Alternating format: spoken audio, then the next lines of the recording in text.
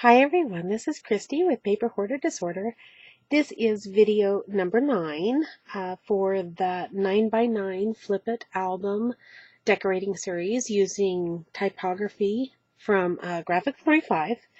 And we left off doing pages 5 and 6. This is page 6 here. And so in video 9, we're going to work on pages 7 and 8. And again, like I did before, I went ahead and got some of the basic patterning done ahead of time so as to not have 25 videos in this set.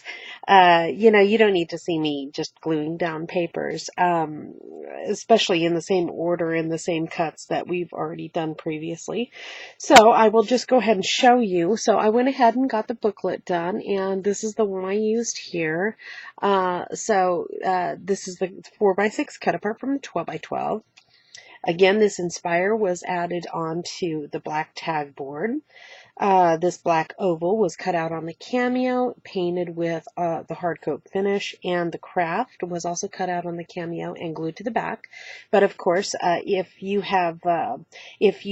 don't have a Cameo, then you may have just went ahead and printed off the pieces and hand cut them out, and so that's how you came up with yours. But we have some of this dictionary paper down here, the blue alpha tiles here, excuse me. Oh boy, big sneeze.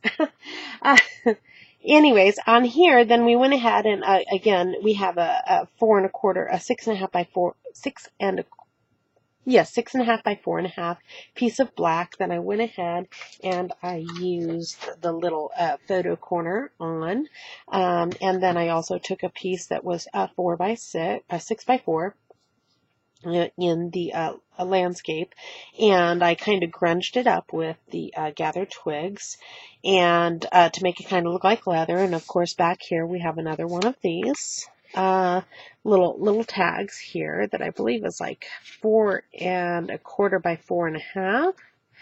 And again, I haven't gone through and used the wax paper. And when you use the wax paper, all you have to do is take it and pinch it. Let me go and show you. I think I have a piece. I had some out because I was doing some die cutting, and if you ever have any kind of dies that are really intricate, spellbinders, spellbinders are known for it, but there's lots of intricate dies that don't like to release out of the die, and it almost destroys the paper trying to get them out of the die. Just put a piece of wax paper in between the die and the paper that you're trying to cut, and it should help those release really well. So in order to, if you've got a tag that's sticking at all you got to do is take your wax paper and you just rub it on the edges that slide, that could be causing resistance. And you can do this whether there's a photo on here or not. So I only need to do those sides, and then it will just slide right in there. It slides in and out of there really easy now. So that's all you have to do. And you can do that for larger, if this were say like the back flip or one of my eclectics, sorry, focus camera, where it's a big pocket, then of course, if it was side loading, then you would do it on the top and the bottom. If it's top loading, you would do it on both sides, just like I did on this one. But it works really well, and all it takes, and then for each one of them, you just, each one of them that you're going to go through, you just find a different spot. Like you can see, this crease is where I had the first one, and then so you can use the same piece to do probably, 6 different ones. See now how easy that slides in there, and we can do this one too. I accidentally have this book upside down because it doesn't have a cover on there, and so it was resting on all these little tabs, but luckily all these little things got kind of squished, but luckily they're painted and they're reinforced, so these slide in there really easy now. And so one little tiny piece of this wax paper will do, all 6 of these, but of course I only have 4 of them ready. But, so, those are ready. So just like that. All right, so let's go ahead and finish up this page right here. And see, and we just use this teeny weeny little 3x3 piece. And we actually, it's not even used up yet, so you can get a lot done with a tiny little bit, and most of us already have wax paper. Parchment paper doesn't work, by the way. It doesn't have, you know, the film to come off. It doesn't have the wax that'll actually transfer onto the paper, so it really does have to be wax paper, not parchment. Okay, so what we need on this one, let me go ahead and get my master out. So on the master one, I will show you what we're going to work on. Okay, so this is what we're going to do, is on this one, we're going to make this G45 here, which is a tile. I'll have to show you the other one. So here's a G45, and then we have this Inspire, which goes onto some tag board, and then one of these metal keyholes. Then we also have this pocket here, and also a large booklet that goes into that pocket that goes right here. And so that's what we need to do on this one. And I also forgot to show you on here, on the inside, I went through this part, but not this. And of course I added this one, and this scroll was painted with the hard coat finish. And on this one, I used this kind of just a double, you know, just one little point in the, one little dip in the center there for this one. And this is the front and back that I used from the 8x8 cut-aparts. I didn't add that in. And also, again, the alpha tiles are on both of these, and then plaid here. So let's go ahead and work on this piece right here. And of course I also added my metal corners using my crystal 3D lacquer. And so this guy can just go in here. So in order to, so we're going to get straight into, let me go ahead and open this back up again. Let's go ahead and make these pockets. So let me put this aside so that we can get the scoreboard out. All right, so what we need for the base, where we're going to attach our cut apart, and this is from the 12x12, I believe. And so we're going to cut this to 4 1/4 by 4 3/8. So 4 1/4, 4 3/8, okay? And then we're going to, with it on the 4 1/4, we're going to score it a 1/2 inch and 3 3/4. Then we're going to turn it 90 degrees and score at 3 7/8. So again, 1/2 inch, 3 3/4, turn it 90 degrees, score at 3 7/8, which is the very first little white notch before 4. So 1 notch before 4. Okay, and then for the booklet, we need this one to be 5 1/2 inches wide by 5 inches tall. And on the 5 1/2 inch wide width, we're going to score at 2 3/4 right down the center. So 5 1/2. We're going to score in the center at 2 3/4, and it's 5 inches tall. Okay, so you'll need those two pieces. And as before, what we're going to do is we're going to cut right through these intersections, and we're doing that to get rid of the bulk. And so I'm just going to cut straight through here.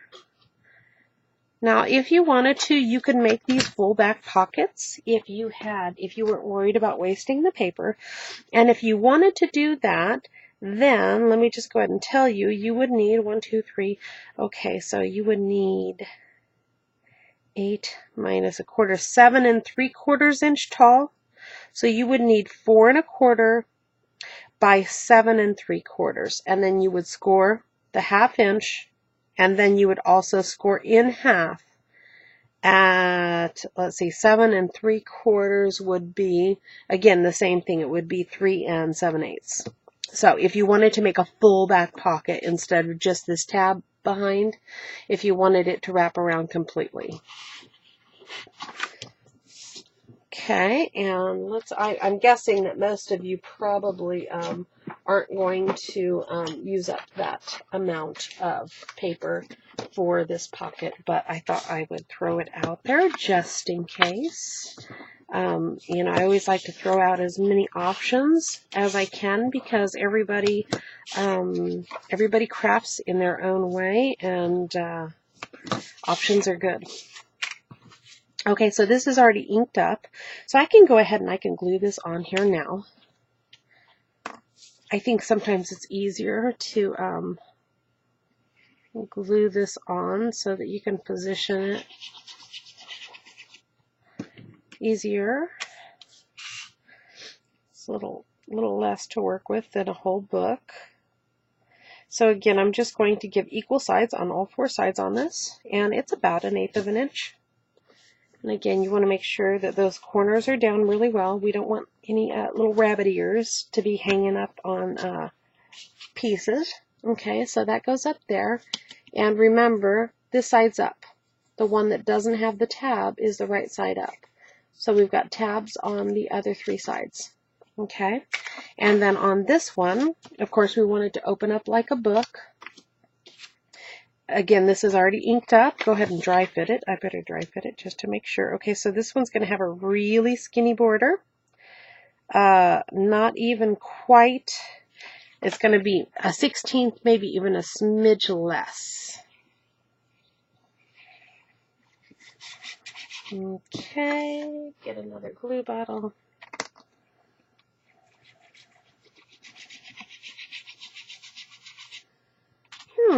Oh, there he goes.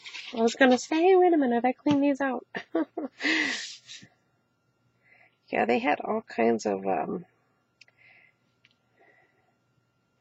they had some build-up rust and stuff from the pins.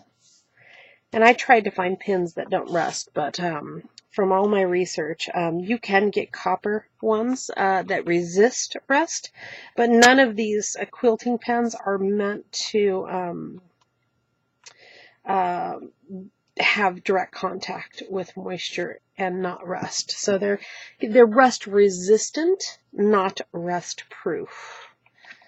So that says a lot. Okay, so let's go ahead and get this guy on here. So what we're going to do is we're going to bring this about 1/4 of an inch from the bottom, I think. About 1/4 inch, and we've got about 3/8 inch on both sides here.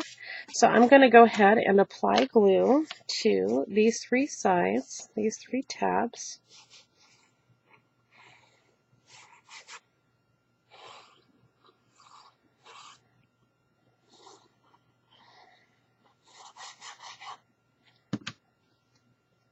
Okay, and I'm just going to kind of hover, touch the bottom down first and position that, and then we can let the rest of it sit down. And of course it's going to go over top of that metal piece. And got a smidge. When gluing these pockets down, it's better to have a smidge too much than a smidge too little. Because you got to really make sure these are down. This one's kind of getting in the way, that bar, that metal bar. Okay, so that's on there. And this guy can slide right in here. And it's always good to go ahead and test your pockets to make sure that you didn't glue anything down that's not supposed to be glued down. Okay, I think that's good. Okay, we've got our booklet in our pocket. And then we need to take a piece of our tag board, and we're going to use the sticker that says Inspire.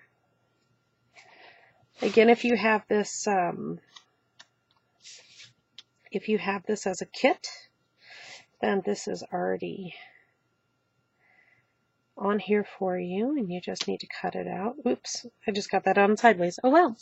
So So be it. Okay, so we're just going to have to cut all 4 edges. I do like to try to use the square corner so I don't have to cut 2 edges, but sometimes you can't, and sometimes you put it down crooked like me. And so I'm just giving a real skinny border on this, 1/16 of an inch, maybe a little less. And just like we did before, I'm just going to use my little easy punch. And I'm really enjoying these. Again, you always want to take off less than you think you need to, because you can always snip off a smidgen more. And not all of these are cut the same. Not even on the same piece. Okay, there we go. You know what I mean? These corners, all these corners are slightly different. Okay, so I'm going to take out just a hair more. Okay, so that's good. So that's added to, there we go. Not perfect, but pretty close and super fast. Oops. All right, so that one's going to go right about here, and I need my, I had it ready somewhere. I had everything ready. I'm not sure where I moved it to.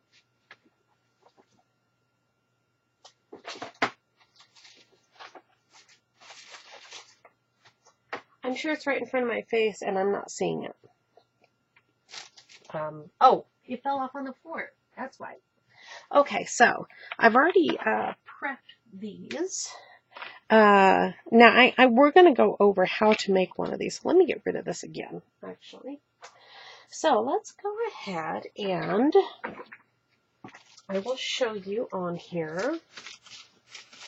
Get a piece of this. Okay, so if you got the kit from me, this is how you'll have to do it. I don't know, I might make it a little easier for you. I might give you options. Who knows, maybe I'll give you one with the easy button and one to play with.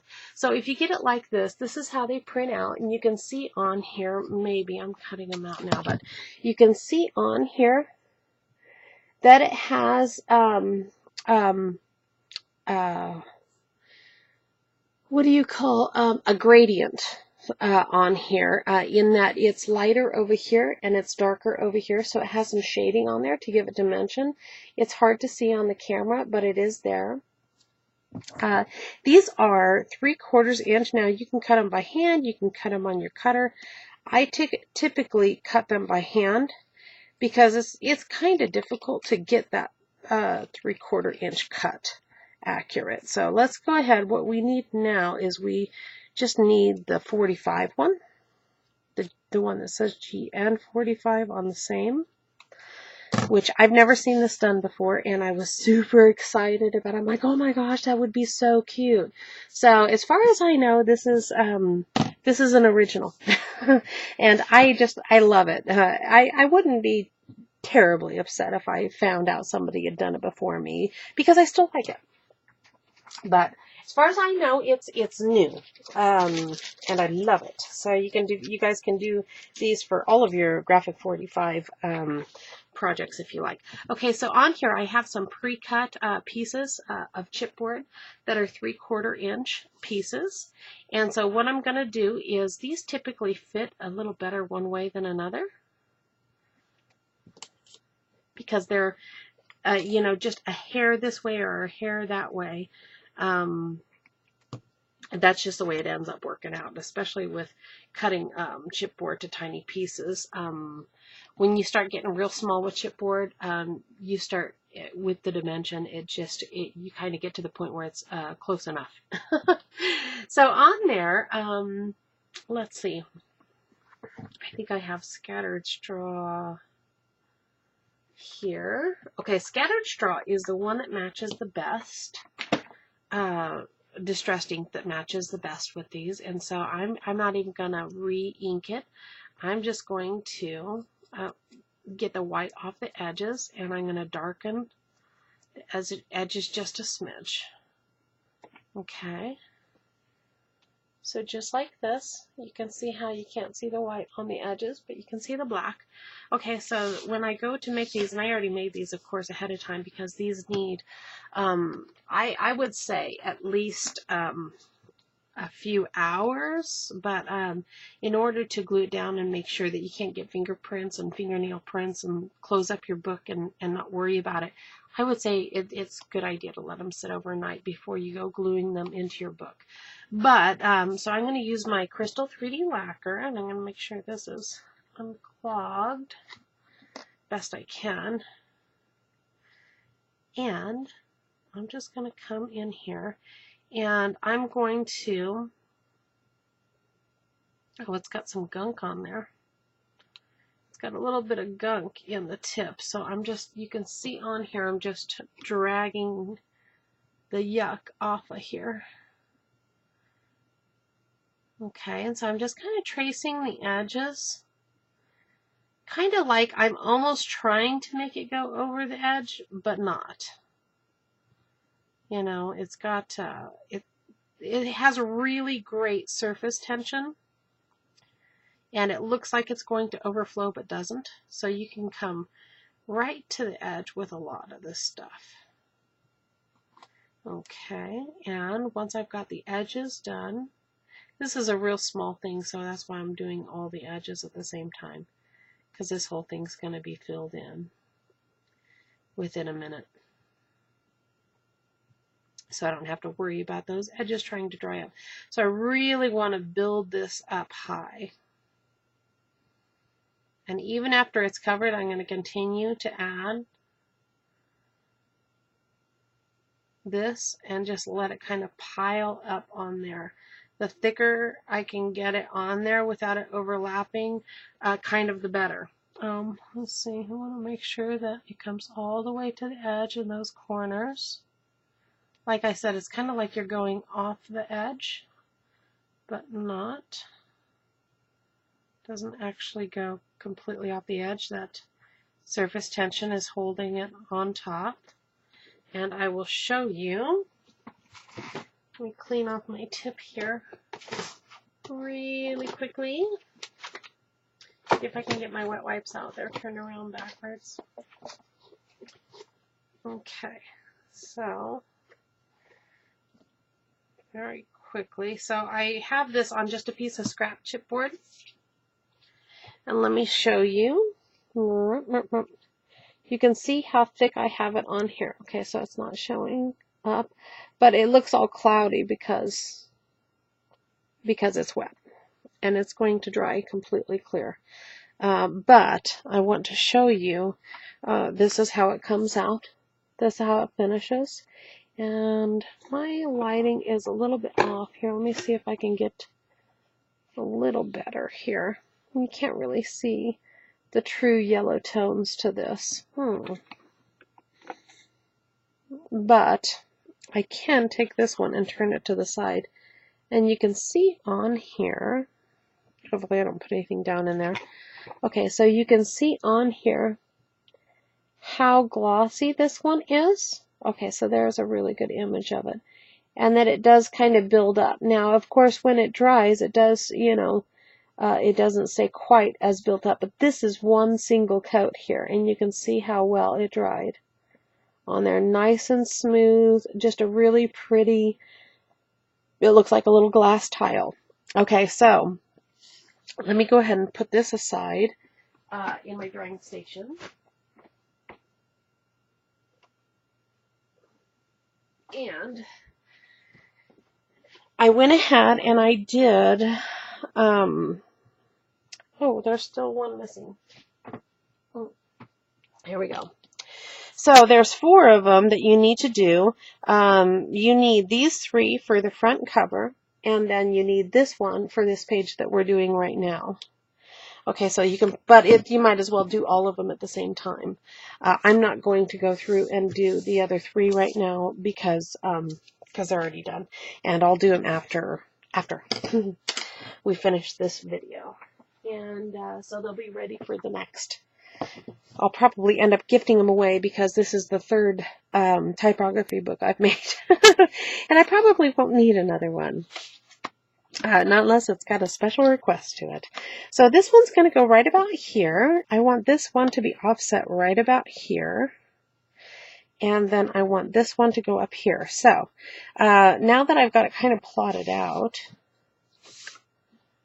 I want to go ahead and add this one right here.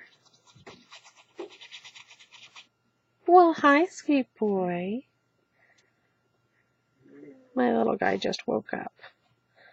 Okay, so I'm just going to make this equal distance with this in the pocket. I'm going to make it equal distance between here and here because that's the way it's going to look most of the time.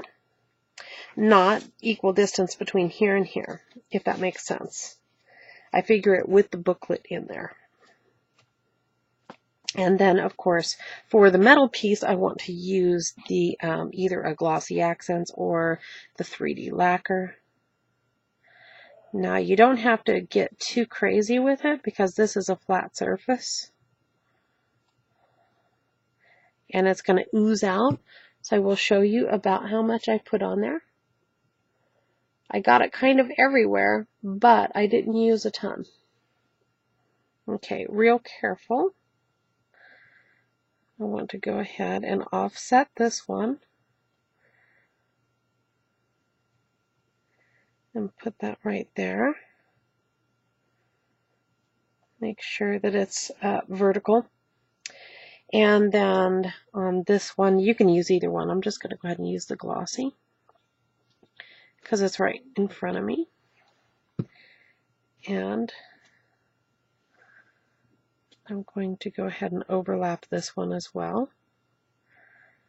And it probably doesn't hurt that, you know, since it's touching metal, since it's being glued to metal, that I'm using the glossy. You got to be a little more careful using glossy because of, you know, what comes out. If you have any kind of overage, you really have to get it up quickly. It's a lot less forgiving. Let's just put it that way. And it dries very, very shiny. You cannot take, or at least not well, you can't take the dry adhesive remover eraser to lessen the shine. Okay, so here's what we have right here. Super quick, super easy. You just got to make sure that when you finish up these pages, or at some point, you know, you finish up at the last section at the end of the night, it's really good to do things like this and get all of your glossies done. And of course, like I said, do all 4 of them at once, and that way you're already ready for your cover. So there we go. There is our panel right there. And you know what? I think I probably should have done this back panel first. Of course, hindsight's always 20/20. I'm going to go ahead and take some of these booklets out, and I'm going to open up their flaps too to get the flattest surface. Okay, so I've removed all the books and I've pulled all of these out flat. Okay, so that's creating a more flat surface here. And I'm going to take my piece here, and this is page 8, and we've got an 8x8 here, and I want my stripes to go vertical. You can turn yours horizontal if you like, or use a completely different page, whatever works for you. And then we also need, let's see, let me make sure these are, you're going to need 4 squares that are 3.5 by 3.5. And those are going to go on here like so. But I want to go ahead and get this set down. You know what? I think maybe I want to add my squares to this first. The other times I added them separate, but I think that it would be easier to add these while it was flat. So all I'm going to do is now what I'm looking to do here is it's more important to me to have these 4 pieces, this cross section, be equal than the border. It's okay if the border is not exact. It should be about the same, but it's okay. This is where my eye really goes, is right here and here, this plus sign right in the center. And so what I do is I try to, let's see, this one needs to come up just a bit. So we're looking at about 3/8 inch spacing between all of them. So I will get all 4 of them set up, and then I will just take one and I will have them all set up just like that, which is another reason why it's easier to do it on a flat surface. And I will just glue down one at a time. And it's easier, okay, that looks good to me. Oop, I just shifted everything. Okay, so let's go ahead and put this one on. It's easier to just do one of them at a time. Again, these are just photo mats, so we don't need to go on the inside. And it's easier using the striped paper on this one, because you can line things up with the stripe. And when you have striped paper, you have to line things up with a stripe, whether or not the stripes are straight. If you have a striped paper and you're going to be lining things up that will be parallel with them, they really, if they're not on, then you need to make sure you're not lining them up with them, because if you throw it off, even if the mattings that you're putting on there are straight, and the paper is not, it's going to bring attention to either the fact that the paper is not straight, or it'll make it look like you glued your things on sideways. Striped paper can help you if it's straight, and it can hurt you if it's not. So make sure you really eyeball it before you use it. On this one, it's just fine. So again, I'm looking at the distance between these mats more than anything. I do look at the borders, but this border isn't exactly what this one is, and I'm completely okay with that because you won't even notice that. Okay, so then we have our chipboard pieces, and there's 2 of them here, and we're going to take our basic gray file set, or whatever you have, and we're going to get rid of some of the little nubs here, the little where it attached, and we can just round it on the inside there.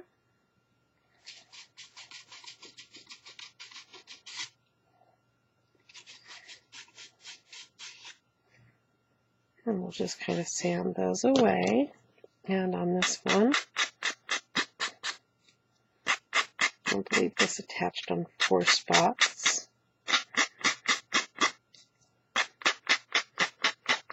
Okay, again, the scattered straw is going to match best on this. It'll give it kind of a goldenrod look to it, and it'll help color that gray chipboard. Now it's going to look a little darker at first when you first get it on there. It'll look a little more brown, but it will lighten. And it'll give a warmer tone rather than just that cool, bland gray from just chipboard gray. It's a subtle thing, but it does make a big difference, in my opinion. All right, and so that's all ready. So in this center one, I'm just going to go ahead, I'm just going to go ahead and I'm going to center this one best I can. Let's see, I'm going to go ahead and put it in here. Okay, that's pretty loose. Okay, so what I'm going to do is I'm going I'm going to glue this one straight now. Now I could maybe I will pop it up a little.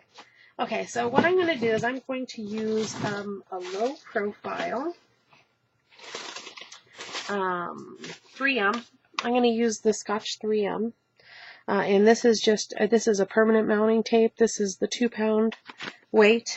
Let's just go ahead and use this. This is really thin. It's about a 1/16 of an inch thick. See, come here, you.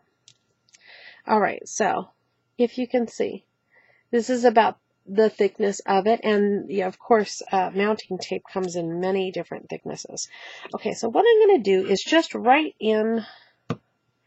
I'm not going to apply it to here. I'm going to apply it to the paper.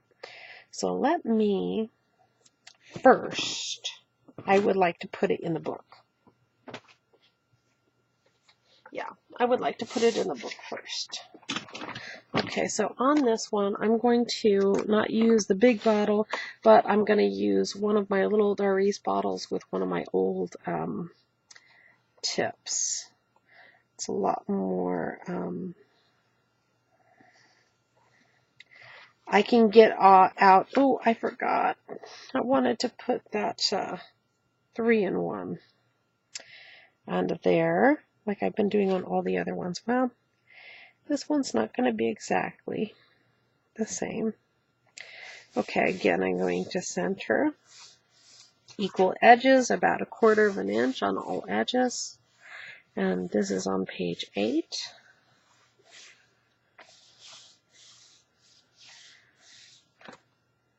Okay.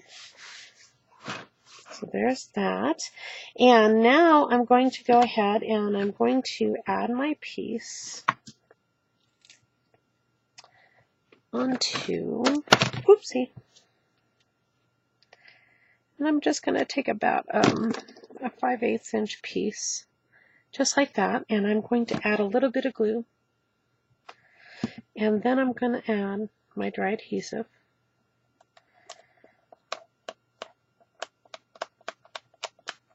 And then I'm going to add another drop of glue, a good size drop of glue. And now I'm going to add my piece. Now I'm going to make sure that I'm going to try to get it. I'm going to make sure my wording is straight. And then I'm going to use this. Whoopsie. I'm going to use this to try to make sure everything looks center. I'm just going to kind of hover over it. Okay. So everything looks good there. Oh no! Oh no, that was the scissors. Got the matting. Oh shucks a darn.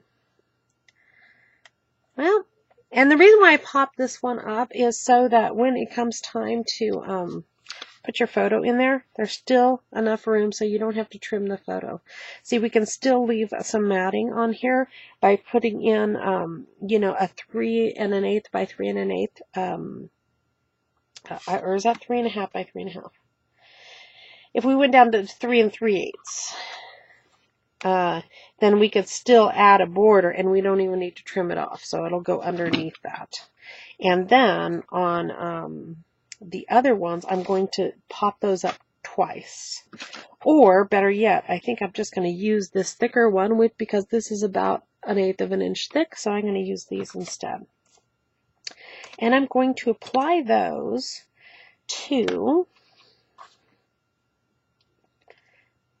these 4 corners, these 4 where they've got these tips, and I am going to, I don't always do this, I don't always remember to do this, but I definitely recommend it. I've had a lot more luck with pop dots when I put glue under them and on top of them.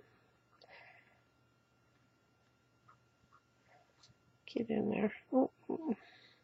The only thing is sometimes they don't, you know, because the glue hasn't dried. Sometimes they don't want to stick down. So I'm just going to stick those on there and let that glue dry. Whoopsie. See, that one doesn't have its little backing on there, which is why it won't let go. So I'm going to use the pin. You little stinker. Get on there. It won't let go of my nail. Okay, maybe I can move it around from the side. So once that glue dries, usually when you drop them down, they're stick grabs. So let me show you what I did here. So a little bit of glue there. So those are on there, and he's already sounding off.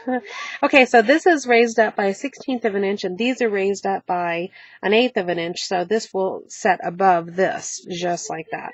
But I want to make sure that this dries first.